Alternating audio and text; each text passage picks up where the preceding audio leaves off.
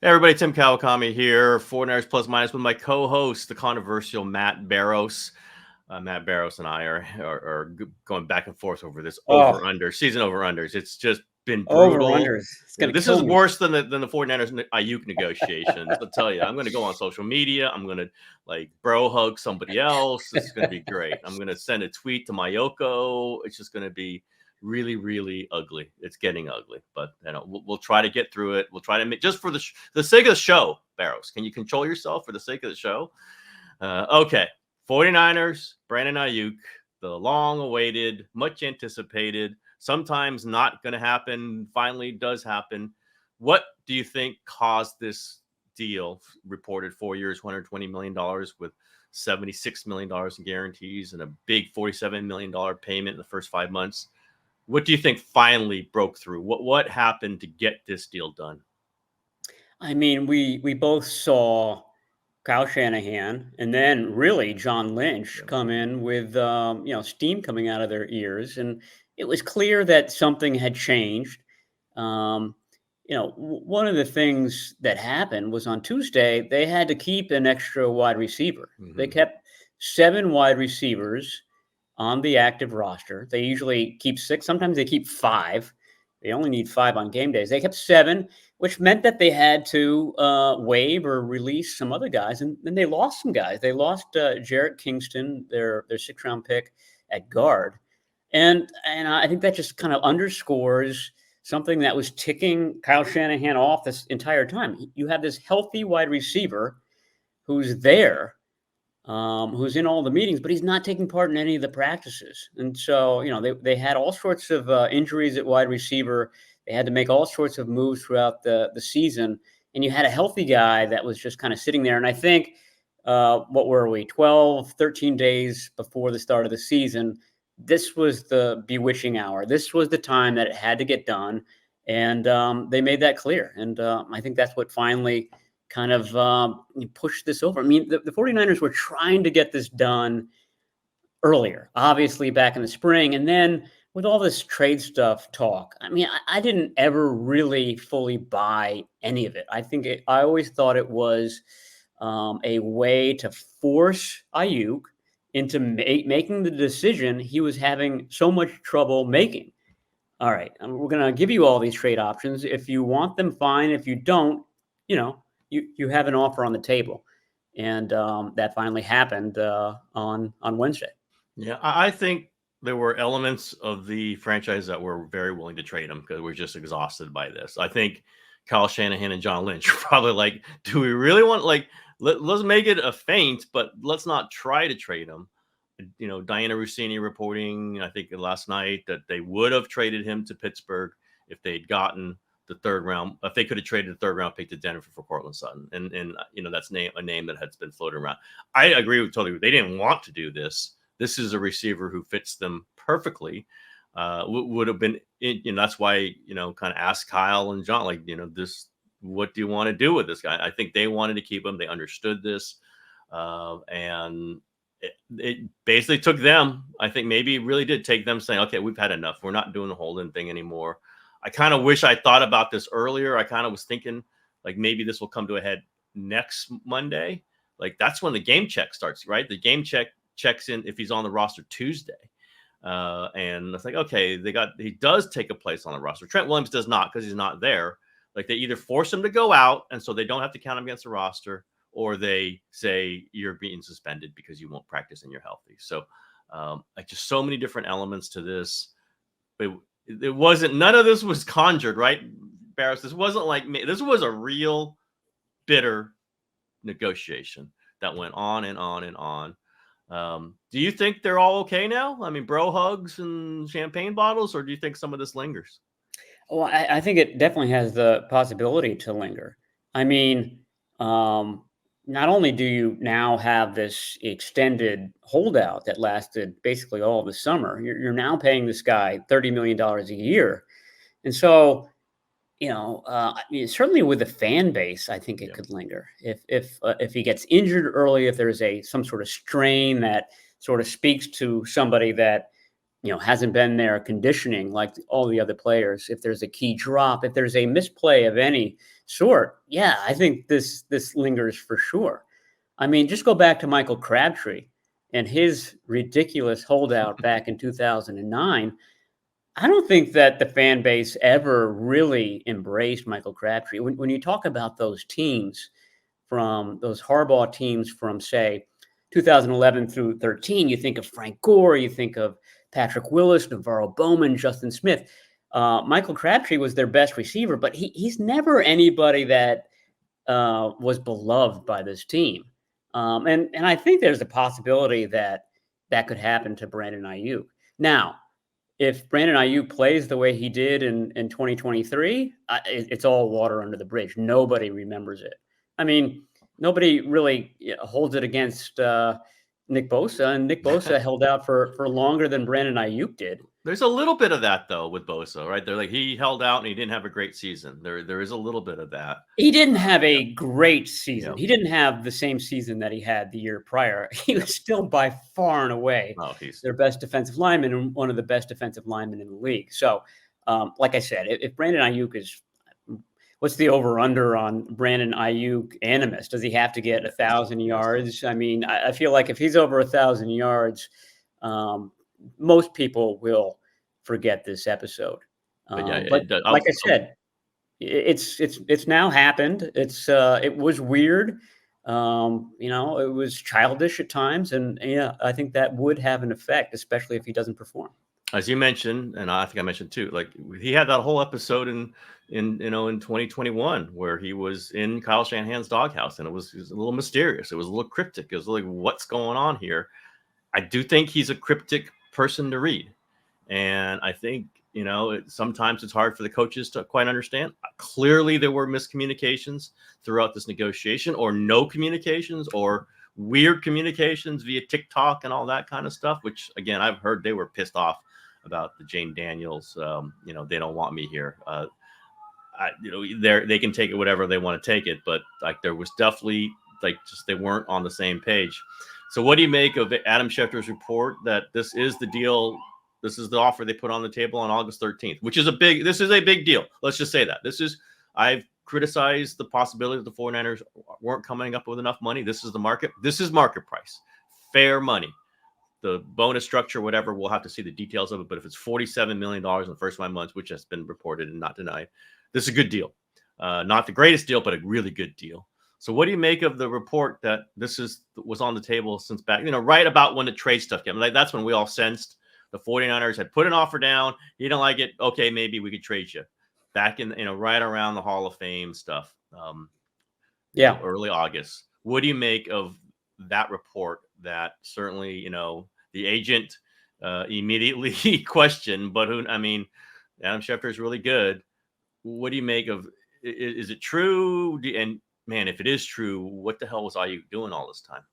What do I make of it? I mean, it's something that you've been talking about quite a bit when we've discussed this. It becomes a competition between the agent and the negotiators. So the question now is who won the negotiation? And, I think that the 49ers, by saying this is the deal we had on the table since mid-August, are saying we didn't capitulate. We didn't all of a sudden come up to get him back into camp, like maybe they did with Nick Bosa last year. And I think the Nick Bosa's thing has been a heavy shadow over this entire negotiation.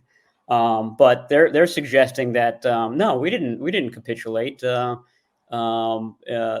is the deal that's been on the table for the last 2 weeks. Now, I do think back in May they were offering $26 million. That's what Diana Rossini reported back then. And then you listen to the NFL Network, and it came up incrementally to this 30 number. I think 30. This is another topic that you and I can talk about. 30 was the magic number all along. That's what Aiyuk needed to hit. That was the Amon-Ra St. Brown one back in April that everybody said, yeah, that seems about right. Yep. And it turns out, you know what, that was about right, which begs the question, why couldn't we have gotten this done in the 4th month of the year instead of nearly the 9th month of the year? Yeah. One, it's the way the 49ers negotiate. They don't come with their best stuff until they absolutely have to. It's just the way they do it.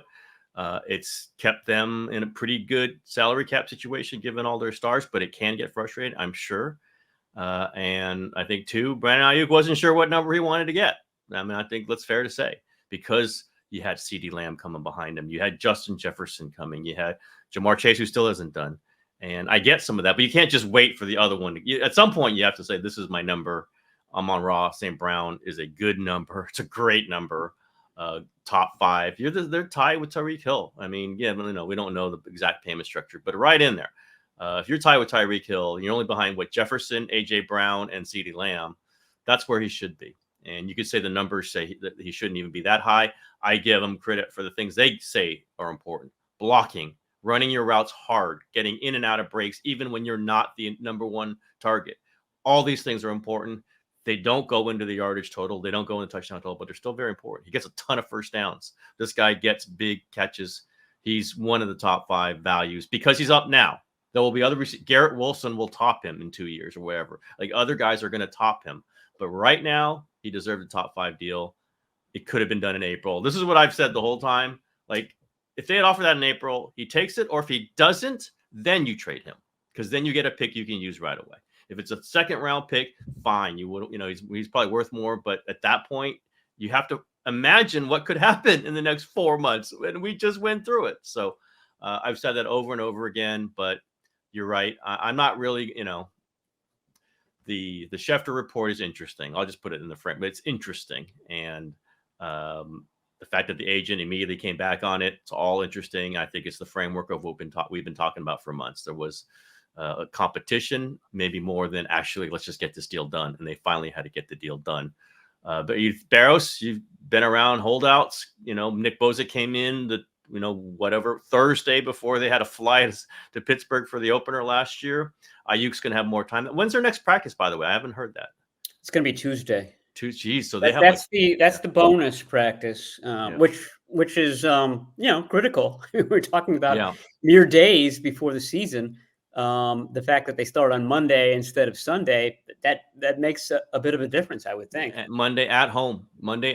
So it's an extra full day that they can practice. Do you think he's going to jump right in? Do you think they have to ease him up? Is there any question that he's going to be active on week 1 in your mind? I don't think that there's any question about him being active. One of the great things about Aiyuk from the 49ers perspective is that he's capable of playing 100% of the snaps. I mean, his stamina is better than any of their other receivers. And I'm not just talking about, being out there, but going 100% on play after play after play, which is difficult for a wide receiver. He's one of the few people that can do that. I don't think it's going to be anywhere near the 98, 97% of offensive snaps that he normally plays. I think we're talking 65 in this upcoming game. And then it would be your guy, Chris Conley, who would be getting the other, say, 35% of the snaps or whatever the division is. So, I mean, that's one way that this whole thing could turn into a disaster. If he does go out there and pushes it too hard and calf injury, hamstring injury, or something like that, I think that they have to be very, very cautious against that.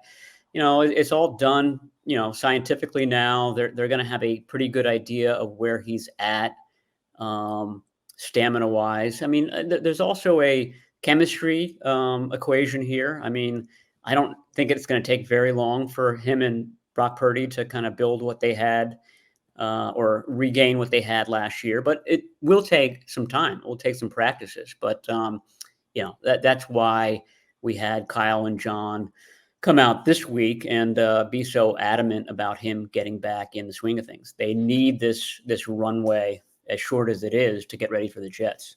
I wonder, in whatever way you consider it, if they feel like maybe they should have done it earlier. Or maybe the trade stuff was their way, but like John and Kyle really inserting themselves into this. I get it. This is the deadline. And maybe if they'd done it 2 weeks earlier, they still would have known they had these 2 weeks to try to get him in. But Man, it was a weird 2 weeks of building frustration, and maybe, Kyle could have just gone in and say, let's he's in or he's out. That's it. He's in or he's out. And they would have had him in practice if it would have resolved it. If they indeed had the offer on this offer on the table, this exact offer on the table, August 13th. Although that date now has moved around a little bit. And again, not criticizing Shefty. Wasn't it the 10th? Then it was the 13th, and now it's the 12th. So I think there's been some checking of the paperwork here. Yeah, or the text message chain that was going on. I'm not saying that. That's you. That's Matt Barrows saying that. I'm not saying that, but I believe it's largely true. I believe Adam Schefter. I believe his sourcing. It's interesting that to think that all through. But listen, we know they have receiver issues right now. Jawan Jennings is not practicing; he's banged up. Ricky Pearsall, I guess has returned, but he could go out at any other time. We know how little he's practiced this summer. They have depth issues. They do still have Ronnie Bell. I imagine Ronnie Bell might be in jeopardy now that Aiyuk they can count on him. They're all on the active roster, but they kind of had him there. Partly, as I asked Shanahan about that this week, did you have to make some adjustments to your wide receiver depth chart? Because yes, he said, and that's got to be Ronnie Bell. So we'll see what other moves they make. But yeah, they need receivers. Even if he just blends in to that, he gets 40 snaps instead of 65. Brandon Aiyuk is going to be really important. And can you imagine if he had not come in and they had lost on Monday night, there would be a tempest for sure. There would be a storm. The other flip on this is after he does his deal, $30 million a year, after all this stuff, all this weird stuff around this negotiation, and he gets one catch for 5 yards, that's going to get a lot of reaction. Sure. Like, this is just a setup. He said, I do think some of this was Brandon loving the attention, and that's okay. He kind of liked that he was on SportsCenter all the time. You don't do all the stuff that he did. And the bro hug around the world that was shot around the world. Like, he loved that. He did that on purpose. He walked in front of us on the first day of camp. That's intentional. But when you do that, when you put yourself out there, when you get the attention, then you get the focus if things don't go well, and you get it very intensely. Had that a little bit before all this at the Super Bowl, right? He gets one catch in the Super Bowl in a loss. I do think Purdy regrets not throwing it to him more, but sure, that's what happened. So all these things are building up, and we shall see. Very dramatic season. It has been a very dramatic week. What do you think this does lead to? Do you think we've all said Deebo Samuel's got a deal they can easily exit? Is that now moving towards inevitability? Where does this contract put the 49ers in the cap situation with receivers, or just overall? Yeah, I mean, I think that's the way it's going to play out. I think that's the plan. I think that's been the plan all along. Things can happen during the season that could alter that for sure. Major injuries could alter that. But I do think that's the plan. I mean, that's why they drafted Pearsall. Cowings is now kind of it seems like a kind of a big complementary piece. But back in February when we talked to John Lynch at the scouting combine, he was talking about Jawan Jennings being part of the future plan, and then shortly thereafter they came up with the extension for him. So they have a plan in place about how that position, how the whole roster is going to look, and I think it's going according to plan. I don't think they thought this negotiation would be quite this prickly, but I think it's still. That's what I wrote about today. It's, getting these 20-somethings under contract so that they become the bridge for future seasons. And I think Jennings is part of that. Aiyuk is part of that. Purdy obviously is part of that. I think that they would love to extend Deommodore Lenoir. I think that's going to be the next one that they try to do. Remember, they can't do Purdy until after the season. My sense, though, is that if I'm Lenoir's agent, I want to get him to the open market because I think that could be a huge payday. And the 49ers would love to get that done now so that it's not quite as huge as it would be in March. But so that sort of becomes, to me, the next question. Can the 49ers hold on to either of these star cornerbacks that they have right now. This is the most talented I've ever seen the cornerback position. And I've been covering this team for a quarter of a century. It's just never been a spot that they spent a lot of resources on. Now the question becomes, can they hold on to? Definitely not going to be able to hold on to both of them. And I would imagine that Charvarius Ward is not part of the future plan just because his price tag is going to be astronomical. But, and also the hints about those is who have they restructured? Who have they restructured? And they have not restructured him.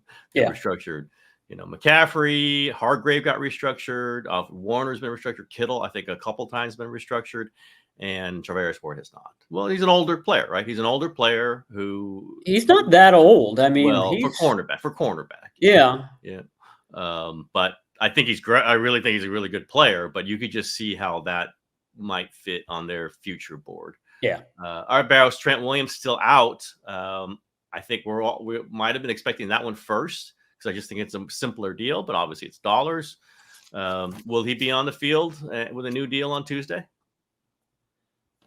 I have no idea. I mean, I never thought that he was going to be easy. I mean, he seems more like Bosa, kind of very confident in where he stands, and also understanding that, it's not the end of the world if I'm not out there for the Jets game or the Vikings game or the Rams game.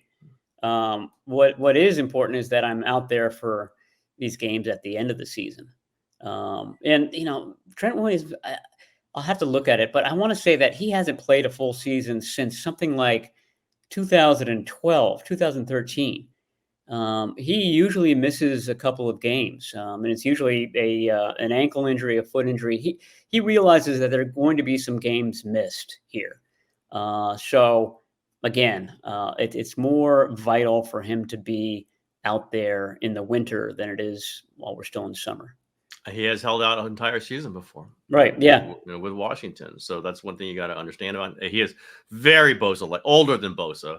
That might be part of this, but very Bosa-like. And also like Bosa, I think, and maybe the calculation was wrong with Bosa, but they really believe that he can just step off of the plane come back from Houston, step off the plane and go right on the practice field. Yeah. And there won't be a major depreciation in value. And I think they're right. Again, you never know. And, it's football. You do need some practice. You do need some time to, kind of get yourself acclimated to the speed and the violence. But he doesn't play preseason games anyway. He doesn't practice every day in camp. So I can see that. Again, that partly has led to the delay, right? Because if you're not feeling the pressure, we just saw what pressure did, right? The ultimate pressure got the Aiyuk deal done. Very different guy. They don't feel the pressure, which is the same thing I think they felt with Bosa. He'll come in, he'll be fine. He'll be fine. Largely correct, maybe by percentages they were incorrect, and maybe Bosa, himself didn't really realize that. I think so similar thing with Trent Williams. The urgency just isn't quite there. I think he wants the game checks. He can miss games. I think he wants the game checks. That part I'm going to say, but as we've talked about it, and I just realized when you corrected me, 2 of the first 3 games are on artificial turf. I don't think it's that big a problem if he misses games on artificial turf. Those things can be injury traps. We know that. Again, I think, but the problem is I don't think he's going to want to miss 3 game checks. Those are big chunks. Those are big, and you can't get those back. You really can't. So, if he was not under contract, different situation, because he would not be getting game checks. He is under contract. It's a good salary. What he wants is it to be guaranteed for a couple more years. I'm not quite sure how they, put that, through the eye of the needle, but I would imagine he's going to be practicing either Tuesday or Wednesday. Now, with that Monday night game, they have a little more leeway. So I'm saying it could be Thursday. He'll get a couple practices in. Don't have to get on a plane. You're just playing Monday night at Levi's. Wednesday, Thursday seems like right, but I think Tuesday would make everyone feel a lot better. They got some days. They got some time on this one. And now they can turn their attention fully to Trent Williams. And we can too. We'll just keep doing, let's do Trent Williams podcast. The Trent Williams. All of our Aiyuk podcasts are now going to be replaced by Trent Williams podcast. Yeah, I've got a question for you on that topic. I mean, he's accrued already more than $4 million worth of unforgivable fines. I mean, they can't just waive these fines. Where does that What do they do with that? How does that kind of factor into this this contract negotiation? I think he thinks he's going to have to make it up on the deal he makes, and you get that back in guaranteed money. My understanding is it does not count against the salary cap. It's not like this money counts against the salary cap and then they give him a raise and that counts against the salary cap also. That's my understanding. It's a little fuzzy, so I want to be clear about that. I do not believe fine money counts against the cap. You're not paying it to him, right? You're literally not paying him. He's not on the roster. I don't know why it should count on the cap. Again, someone might correct me. I do not believe it's a double hit. I don't think it would be gone this long if he was negotiating essentially against his old contract. This is what would happen. Right. So I believe that he believes he's going to make it back on the guaranteed money in next year and the year after. He has to think that way. He's a smart dude. We know Trent, right? He's really smart. Oh, he's good with money. Yeah, he's really smart financially. He knows his value. It's unique. He knows his value to this team. What if it's not him on that offensive line? It's a bunch of guys. Like we can see potential in them, but we don't see. It's not like laced with massive talent. And we've seen other teams with first round pick. That's not the 49ers. It's not even a bunch of guys. It's a very few. Right. It's a very few number of only okay guys, and they still haven't signed a third tackle. By the way, it's right. I mean, that's what is so odd to me. I guess they realized that nobody is going after Brandon Parker and Chris Hubbard, who are their two vets that went through camp with them. They're just out there right now as free agents, and that they can always bring these guys back. But boy, it does seem to be a game of chicken. Do you want Isaac Alarcon being your starting left tackle? They are one high ankle sprain away from that scenario right now. Yeah, you don't necessarily want to bring that offensive line into playing Monday night against the Jets, who have some pass rushers. Robert Saleh can get some guys light you up a little bit. These are what they're dealing with. We'll see on Tuesday and Wednesday, I think. But this is not a guy that you can gamble against. I don't think Trent Williams backs down on stuff. We've seen him in fights. We've seen him in leading the team out of the tunnel. We've seen him the way he plays, just talking to him. He's not a guy you can push around. I mean, the guy, I think, he and Bosa are the two guys you really can't push around because they know their value. They know they're Hall of Famers. They know this team isn't going to get where it wants to go. I've said I think they could get to the Super Bowl without Brandon Aiyuk. It would be a lot harder. He's now in. I do not think they can get to Super Bowl without Trent Williams. A significant season from Trent Williams. Would you agree with that, Barrows? Yeah, for sure. I mean, even if you thought that Jalen Moore and Colton McKivitz were adequate, and the 49ers have gotten by a few games when Trent Williams has been injured, but you're betting on both of those guys being 100% healthy for 17 games. That's a tough bet. So they need Trent Williams, but my argument is that they need somebody else too, just for kind of depth purposes. Trent Williams plus. All right, Barrows, there's our emergency. Brandon Aiyuk is in. You finally did it. Way to go. Now, our contentious negotiations continue. Yes. It's going to be an all-day thing, Tim. Buckle in. Get ready for it. Everyone will have to follow that on TikTok. I'm sure it'll be very entertaining. I hired Ryan Williams to represent me in this over-under negotiation. I got Parag Marathe. I'm going to win. I got Parag Marathe. You guys are losers. Okay. All right. Before we get into further trouble, that is the show for today. Emergency episode. See you.